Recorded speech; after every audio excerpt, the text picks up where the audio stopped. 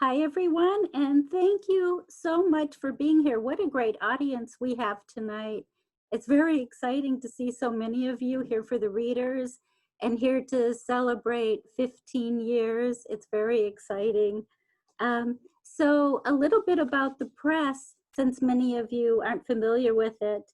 I started the press to publish translations and work that I find unique and very powerful, and that also has a strong voice. In these 15 years, we have published over 200 books of poetry, fiction, and translations. The press is very active. We have a regular reading series, poetry and translation roundtables, a poetry and artist series, pastry with poets, workshops, the Lost Bookshelf bookstore, and Read America Read. And for the last 7.5 years, we've been in the Armory in Somerville, and it's a great space. And if you want more information, please, check us out at our website, cervenabarvapress.com. So our first reader tonight is Richard Hoffman. He is the author of numerous books, with his latest being Noon Until Night. He is the past chair of PEN New England and received numerous awards for his writing. And you can check out his website at richardhoffman.com. And let me find him here.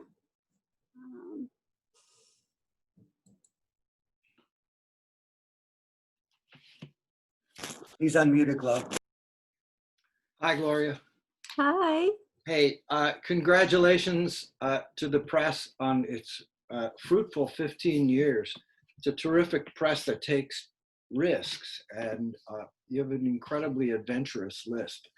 Not to mention voluminous, 200 books in 15 years is nothing to sneeze at. So congratulations. I guess what I'd like to do is start with a poem by another poet, which is generally my practice. And tonight I'm going to start with a poem by Alicia Ostreicher called Dear God. It used to be I would fall to the floor and press my forehead to it in moments of despair. I would say, help me, help me. But listen, I am okay, though I just now found myself pressing my forehead to the carpet of my stairs about the waters in the flooded cities, poisoned by oil spill, chemicals, the dead, about the survivors forever traumatized. Dear God, I am alive. I am alive. Help them.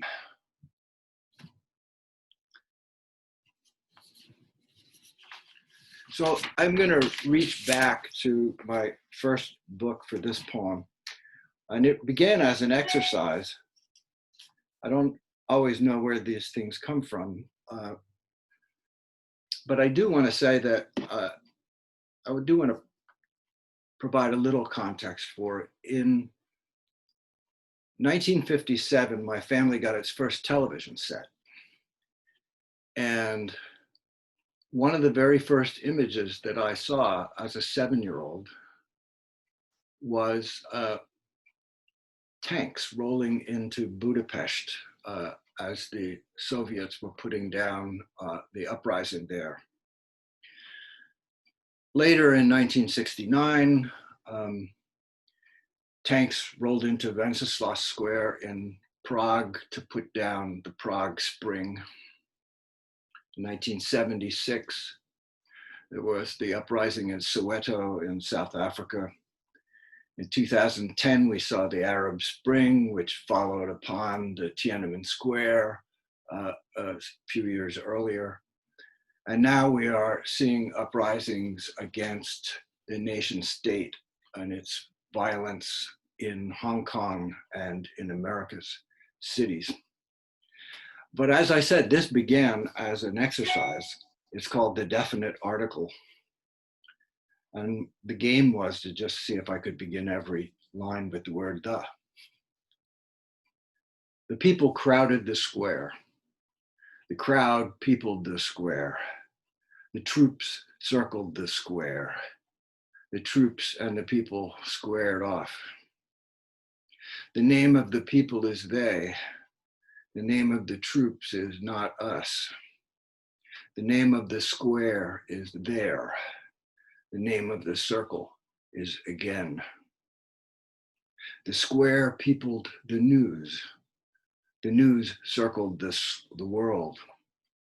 The troops circled the crowd. The world turned the page.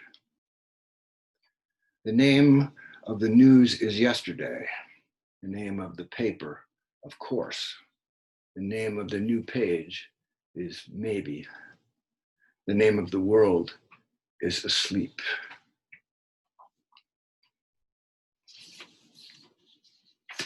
Gloria mentioned my involvement with pen in past years.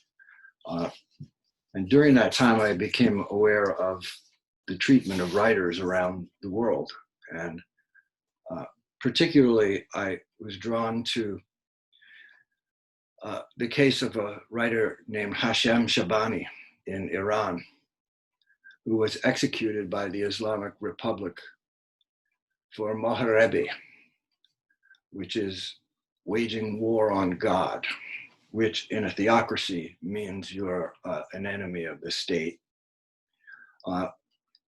He was opposing the Republic by celebrating Arabic culture.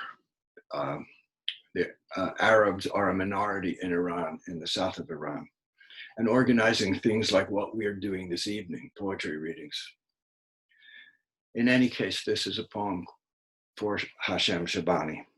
There's only one word in it that I think you might need to know, and that's Hamasin, which is a wind that blows out of North Africa. For a slain poet.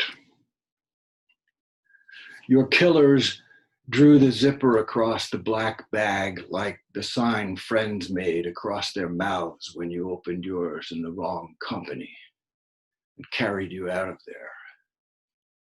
Kings, we all know, build palaces, hoard riches, gather armies of impoverished and fierce young men and make war.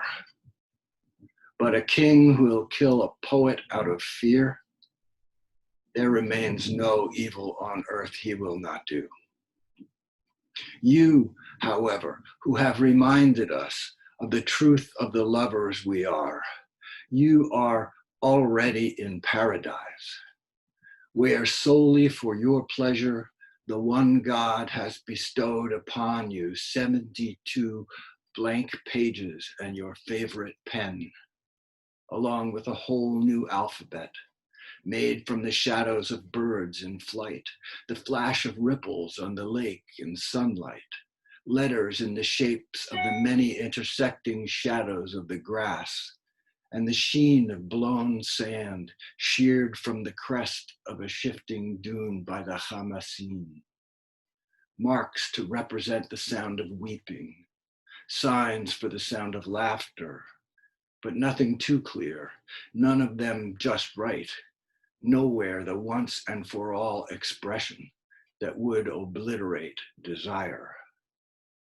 If I thought what you wanted was rest, if any of your poems could be so construed, I would wish you rest.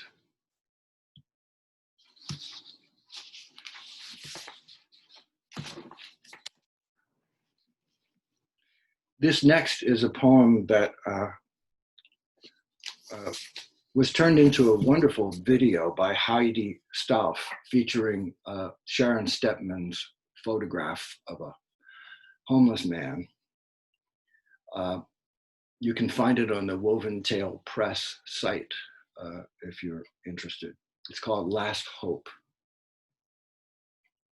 If you ever come, my dreamed of world, the one we almost had, I will be gone with all the others.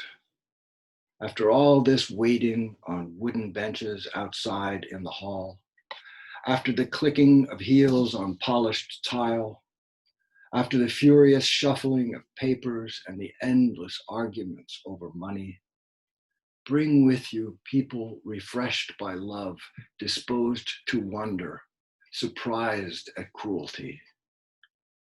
Improbable world I once believed in, rising from words like steam from a bowl of soup.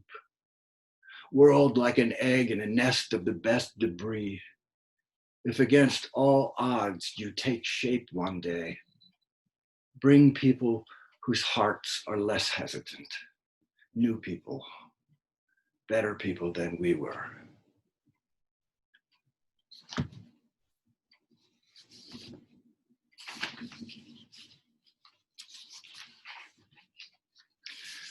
This is called After the War. Waves went on rolling across leagues of water. Clouds hit high pressure zones and piled up into new beauties. A woman who lived alone cracked an egg on the rim of a pan. A zygote, many zygotes, became attached precariously to nourishing uterine walls. A petulant dictator on the rise professed his admiration for a spurious book deemed holy to those he planned to kill.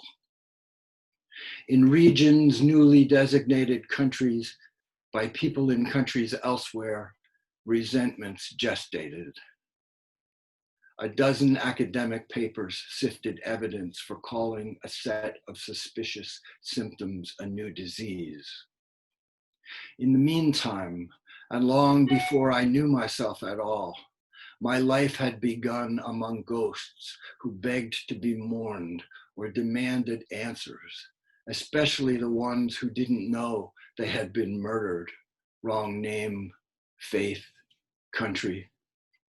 I lay there, a little red fist, and wailed, but no one saw that they surrounded me, asking for pity or vengeance, or begging forgiveness for crimes against me, maledictions like unexploded ordnance in the neighborhood. People once real, who'd loved their lives and one another, who might not have meant to harm, but only warn me. In what first tongue did I compose those poems that calmed them, that bid them be silent so I could sleep? I need that language now. They have returned. They circle me, insistent, whispering, same war, same war, same war.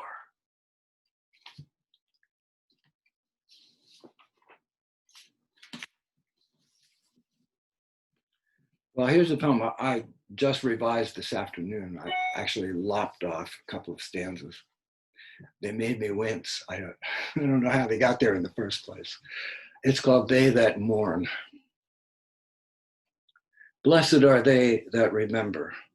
For them, the muscle of the heart is twisted, looking as if it is turning away or trying to. And what it turns from is both particle and wave, emitted from past disaster, but illuminating nothing. Theirs is more than remains. And blessed are the angry, yet kind, that mourn the animals and weep for the burning trees, that roar at the roaring flames and worry few tears before were real as these, that turn the light out, let the night in, and contend with sorrow, that imagine what once they are gone, they might wish to have done, and in that darkness begin.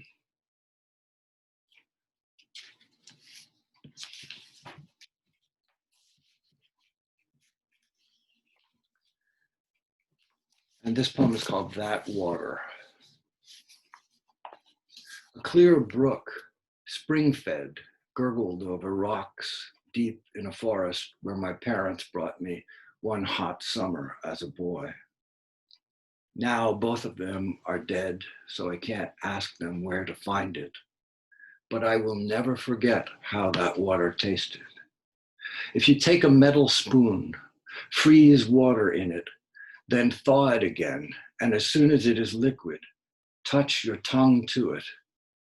You'd have an idea. Or fresh rainwater, maybe, from a pie tin. But rainwater is not as cold and could not wake you like that. So for a moment you hear insects scrabbling on pebbles, mossy stones humming greenly to themselves, and the light applauding. That water will never let you go.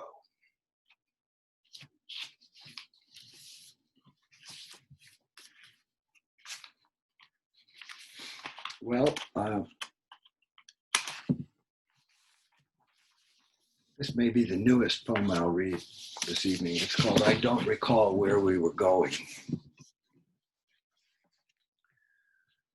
When we set out, the downpour was so loud I didn't hear you ask if we should pull over.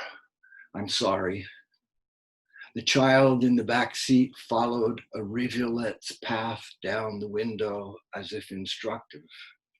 And the wipers, struggling to keep up, said life is luck and love and love and luck and luck and love as I tried to stay on the road, torrents pouring across it, great fans of water slapping us from gigantic trucks roaring past. I dared not turn and look at you. I never was so frightened or alive.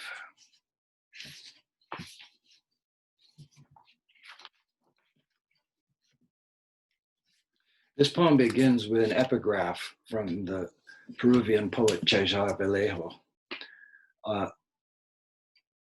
It's called Dusk, and the epigraph reads, I will die in Paris in a rainstorm on a day I already remember.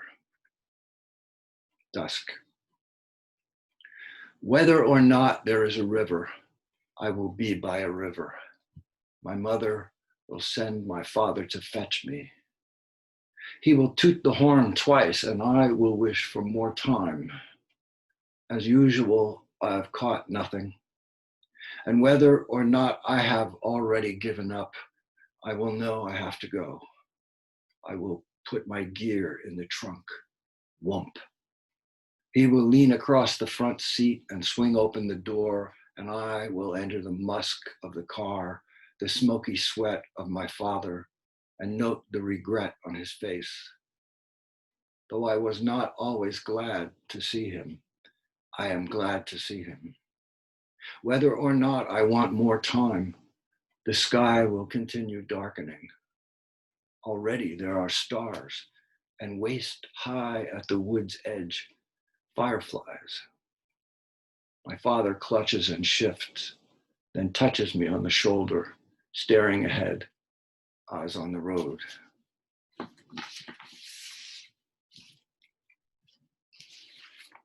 Well, I'm going to read two more short poems. This one's called The Underworld. Something was blocking the drain. I'll have to get a snake in there, the plumber said.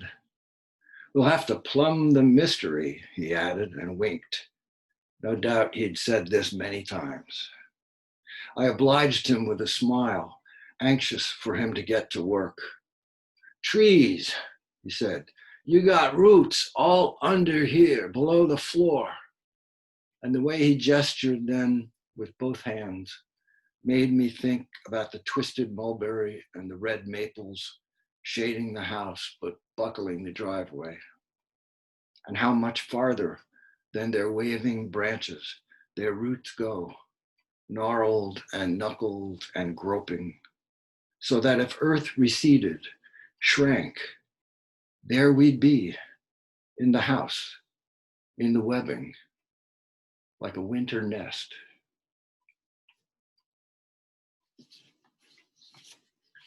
And I'll finish with a poem about what has become my favorite activity these days. It's called A Summer Nap. I dreamed I had died and didn't tell anybody. It was my death, none of their business. When I met the angels, they were all the same birds I'd been hearing, uncomprehending all my life. And when I woke, I recalled the way their singing felt, but no words, not in this world. Though I'm now convinced there's more joy to be had than we ever believed we might allow ourselves. So I listened to the birds in the breathing trees. Thanks everyone for listening. Thanks for being, congratulations again, Gloria. Thank you so much, Richard.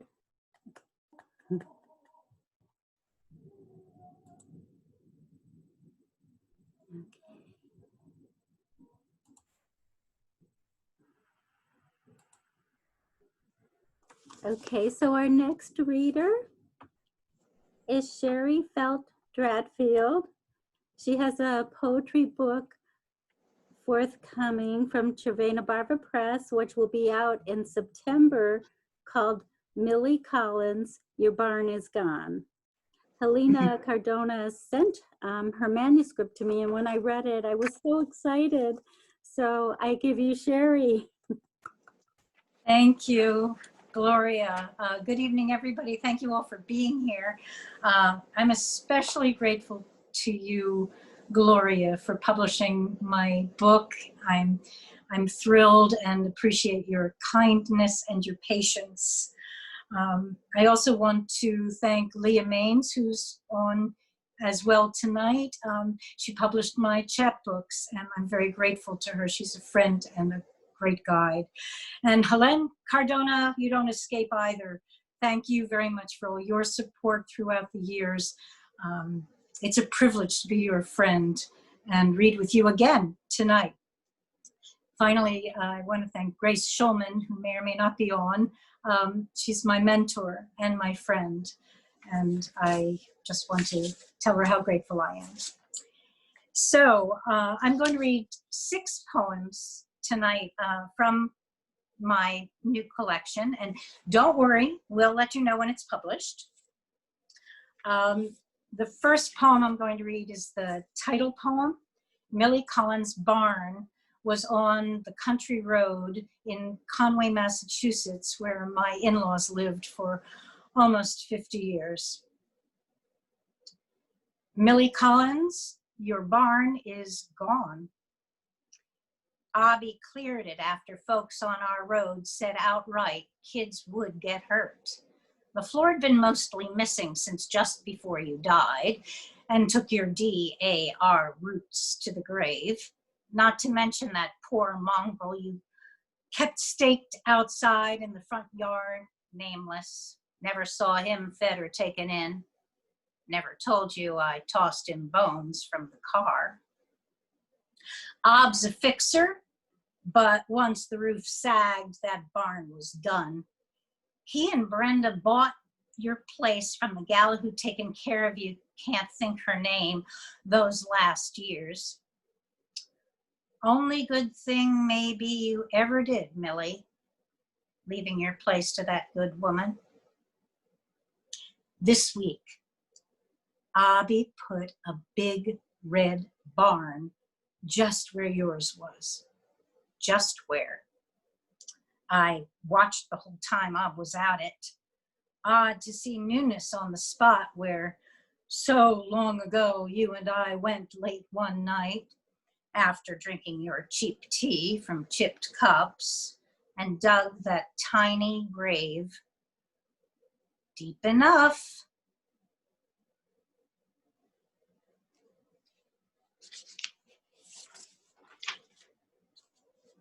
I wrote this poem spring tide after Superstorm Sandy laid waste to my shore house and the shore in general. A woman stands on a dune, orange vested. Her eyes, green, command the sea, will it to stay calm.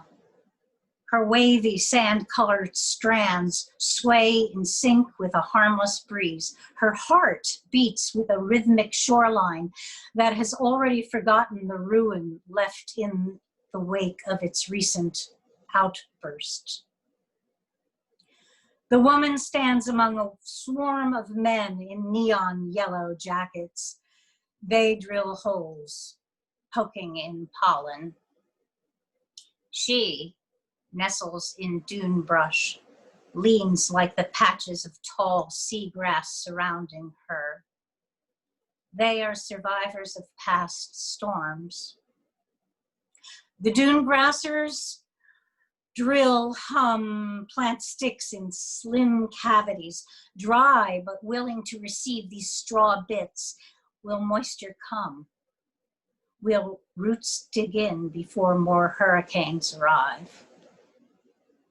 She bends and plants on a barren crest, bends and plants small stalks, bends and plants, bends, plants. The beach reclaimed, giant pipes are stacked. The ocean revs, drowns out tractor growls. The elephantine cat army scoops up each rusty trunk to lead the way, bob, sway, mount, then cross the boardwalk bridge.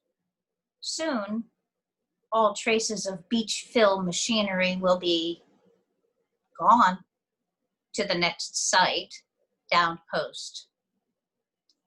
The woman removes her vest. She darts a look at the unrepentant sea.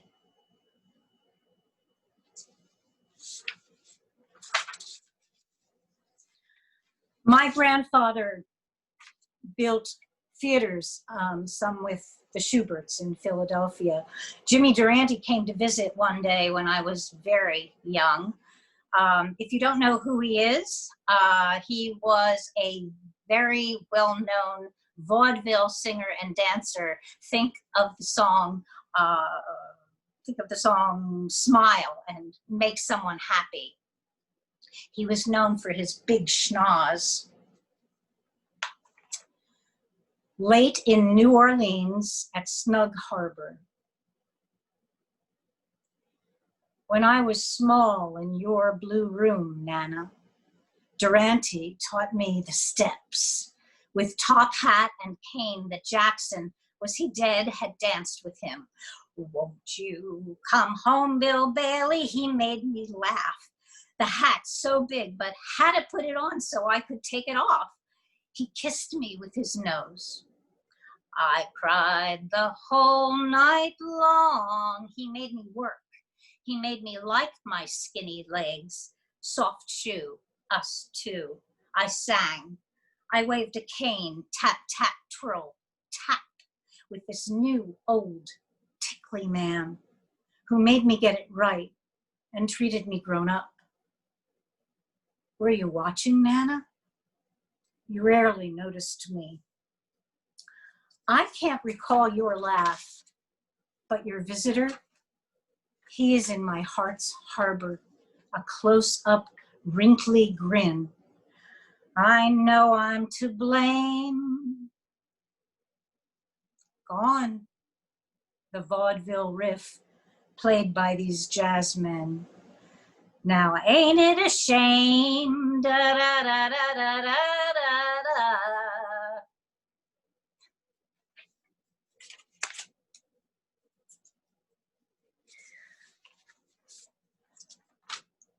The next poem is called Land Bound. Perhaps water wedding vows last longer than inland nuptials. Perhaps the stronger tides forge fiercer bonds, blessings. Preachers shout above the sea swell sounds, so high, so loud, they must be heeded. Sequined bodice folds of those brides heave and sink with seagull squalls, shimmer prismatic drops like ocean spray, dazzle loves to love for eternity. Venetian brides hold tight to rosaries en route to Chiesa di Carmine, cross canals that course vein-like through their hearts. The Catholic bells and till death do us part fuse with water taxi hums and soft wakes against Campo stone walls, as each one takes a bride, exchanges rings, and those close know that love resides within the lagoon's glow. I doubt that studies have been done. Who cares but me? Perverse theory, unkind, unfair in view of land-bound lovers' plights inside dining clubs, muraled walls, incandescent light, or worse, just vows, white gowns and smashing glass. Can love last without waves and crashing crests, cemented far from lakes, creeks, Jersey shores, with one kiss, hours, lasting forever? Well, we'll have the answer to that some other time, I guess. I knew my in-laws since I was 16. They died within 2 weeks of each other during their 90s, their mid-90s. Shortly after, I was on the Lido, which is the Adriatic shore island of Venice, Italy. And I wrote this sestina because the form, which is very familiar to me, with its 6 stanzas, each stanza repeats the end words of the first 6-line stanza in rotating order. And it seemed comforting and right to me. On the Lido, the bridge is broken. An arc. This bridge led the bathers to the sea. I preferred the direct route, feet through sand. I preferred the palm tree, stunted though it was, to the crescent looming in white steel. It will be fixed. They've cleared broken parts. We keep vigil before she departs. Her breath is broken. Each time, count 20 of no breath. Steel ourselves each time for more counting. Each time, see? She gasps, breathes, grips a hand, grasps onto what was. The tide takes every castle of sand. Broken shells underfoot, buried in sand, remain. Without pulp of life, these parts persist. They buoy steps. They speak and crunch. What was transforms, still broken. They gird our own path toward the sea.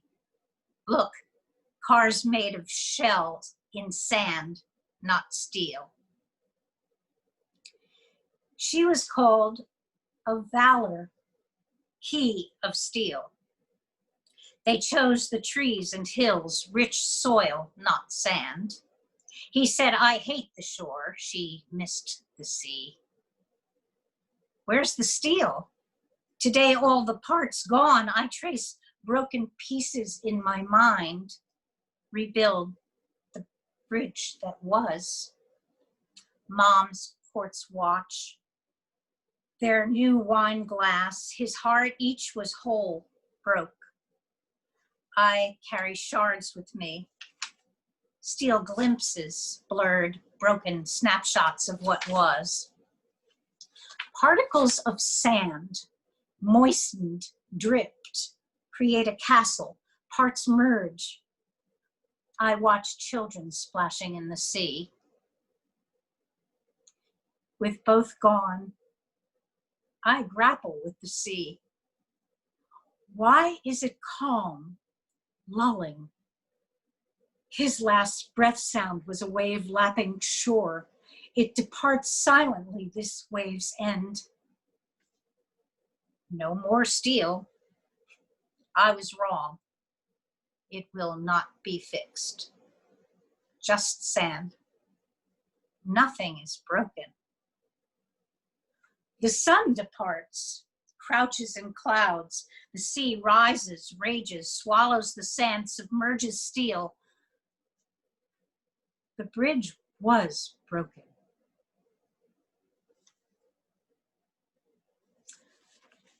And the last poem I'm going to read tonight is called Acapella, and it's very short. Acapella.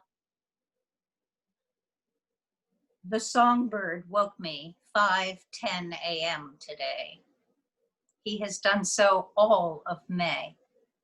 Acapella, perfect pitch, close by. I cannot see his perch, cannot translate his lyrics.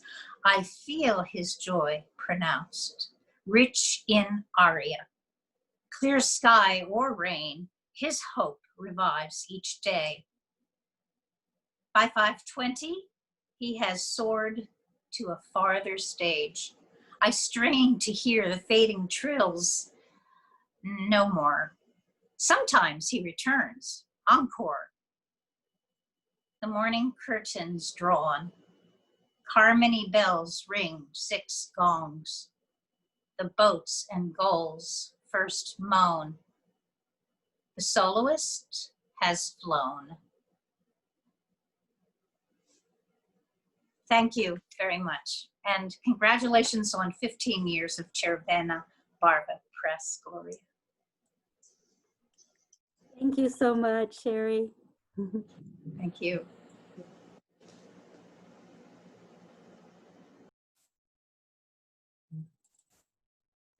Our next reader is Helen Cardona.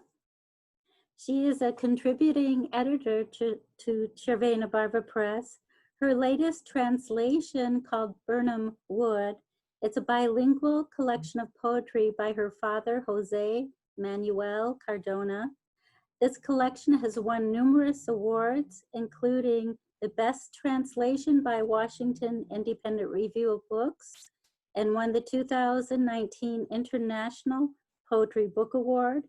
And for more information, please go to her website at helencardona.com.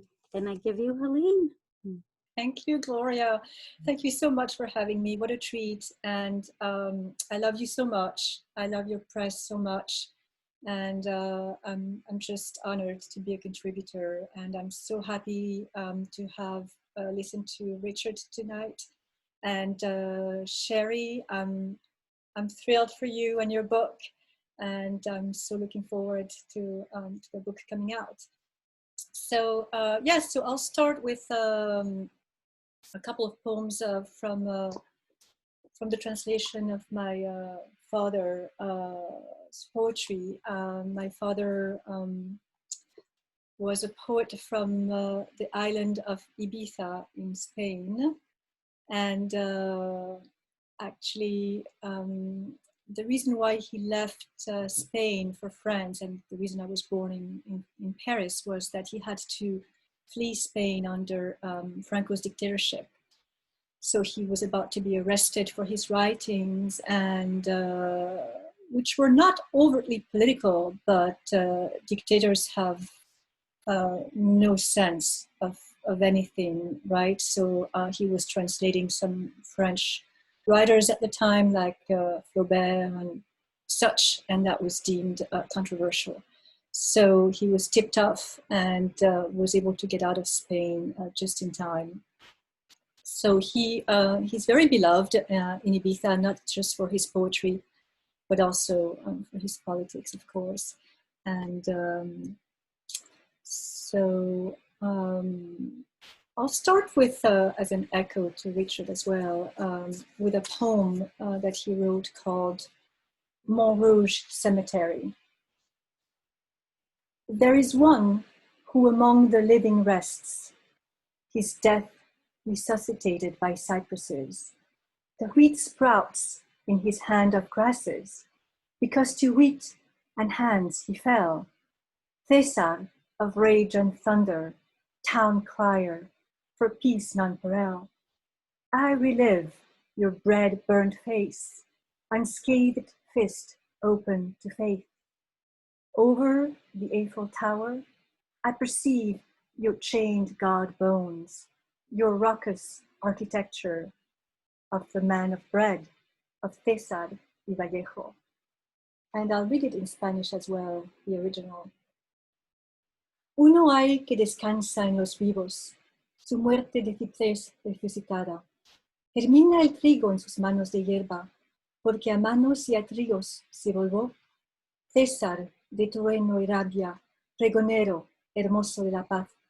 Yo revivo tu rostro de pan quemado, puño sin hiel abierto a la esperanza.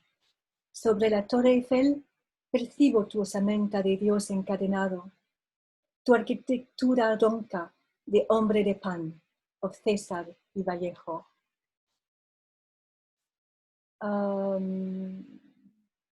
Then I'm going to read a poem. He has a series of poems dedicated to Circe, the sorceress.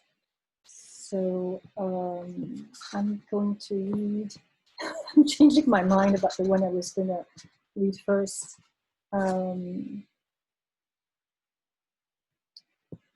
Poem to Circe 9. Humanly, I'm illuminated.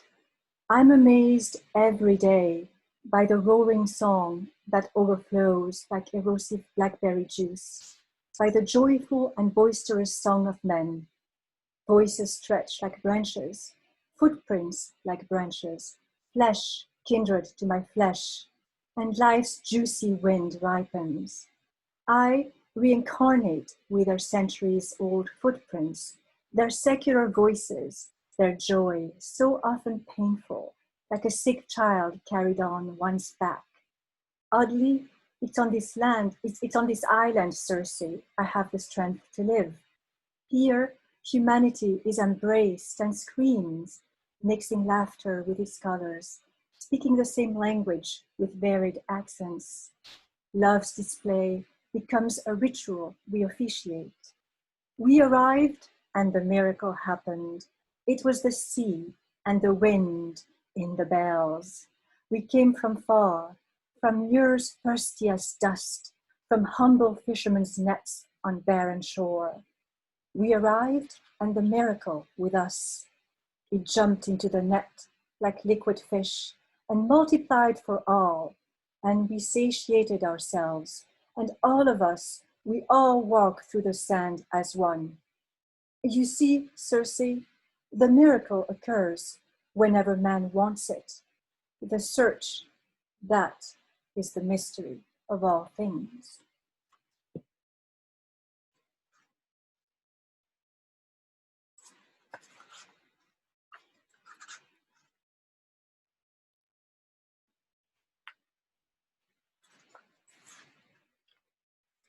And this is another poem to Circe. Poem to Circe 18. I'm going to leave behind the promontory. When they ask, I will answer, no one. My bedroom has no roof, no beams holding up the walls, no ornaments. The navigator ignores walls. I know of no country, nor seek any. I belong to no one, and leave the home that is not mine. The crops, fruits, and things that men exchange, that giants distribute as spoils of war. The powerful say they are theirs. All is divided. Everything belongs to someone. I don't belong to a race of giants. I don't want to take anything in my hands. I abhor the whip and spur, the Almighty who dispenses poverty and hunger hand over fist. I never sat between tyrants and would sit with thieves first and kiss the lepers and be happy with their wives. I am of those dying in agony. Circe, you recognize my sandals when I come back tired. You recognize my face among thousands, my smile. You kiss the hand that shakes hands with the disowned, and you smile. If they ask me what is my name, I will answer, no one. My name is no one. No one. And I own nothing, and it doesn't hurt me, because this way I walk with less weight. And this is a poem dedicated to his brother, my uncle, who was a mariner and who died very young. It's called Ode to a Young Mariner, to my brother Manuel. The sea is a bride with open arms, with stout rubber balls for breasts. It is difficult to refuse her caress, dry from the lips her brackish aftertaste. Forget her sweet bitterness. Underneath her waters wails a rosary of dead centaurs, watchmen of the shadows, handsome men, hard as anchors torn from the chest of a barbarian god. It is difficult to refuse the call of the sea, cover one's ears, grasp the neck with both hands, and become suddenly mute, or pluck out one's eyes and feed them to the fish, to ignore the gulls and red masts and so many pennants, and the ships arriving from unknown countries, and the ships departing for others barely known, or perhaps for ours. Because we carry within, like a blue keel or masts and spars, the marine bitterness of kelp, the stripes on the back of fishes, the tarry death, and our initials written in the sea. The sea of mariners, your bride, brother moving away to the bridge, like one more piece of our island. You know the smell of death, because you tread beneath a cemetery that can be yours, and you go brightly. You know how the sea smells of life, how at times she spits a ferocious foam, how she wails wild and rises like an atavistic being, a primitive creature. We all carry death within, written in furrows, like a name traced by the keel of your boat in the sea. We are all sailors of a sleeping bride with round breasts. I don't want to depart for the land, to sprout like a eucalyptus branch, my eyes blinded by grass. Wait for me, brother. When you anchor your vessel in the sea, you've loved. No need to depart so alone, mariner, brother of a seaman gripped by the earth's open jaws. And so I returned my father to his island of Ibiza 2 years ago. I'm going to read a couple of poems dedicated to my mother as well. My mother left 24 years ago now, and she's present with me about every day. And so all my books, except for the translations, for this translation, so this one, Burnham Wood. Burnham Wood is named after Shakespeare's Macbeth, you know, the political allusion to when Burnham Wood rises. And my own poetry is also published by Salmon Poetry. And so I'm going to read a couple of poems dedicated to my mother, who also loved the sea. And so this poem starts with an epigraph by E.E. Cummings. For whatever we lose, like a you or a me, it's always ourselves we find in the sea.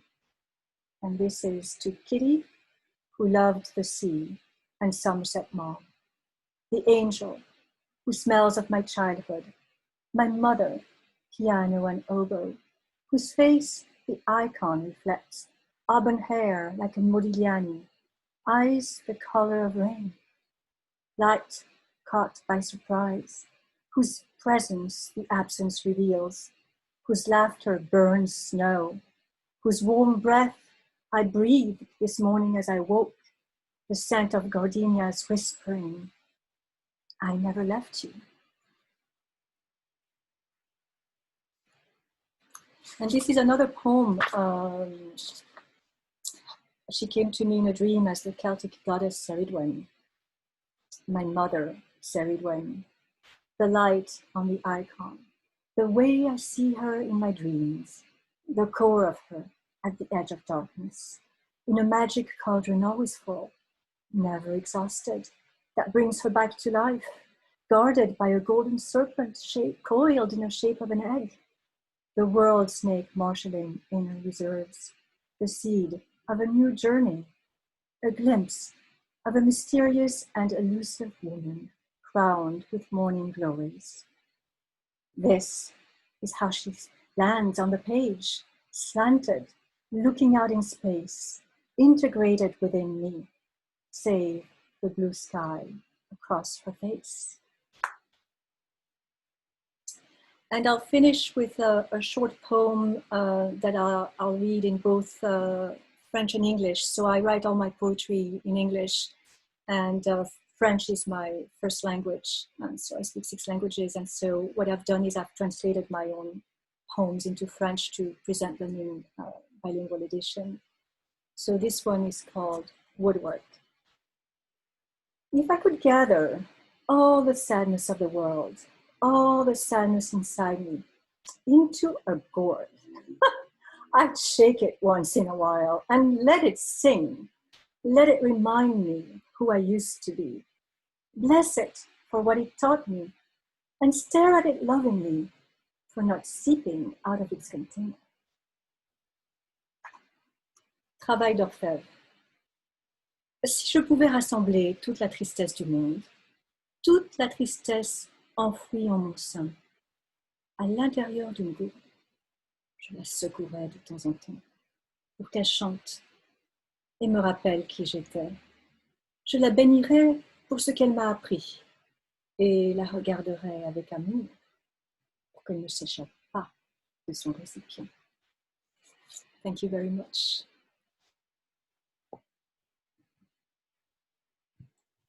Thank you so much, Helene.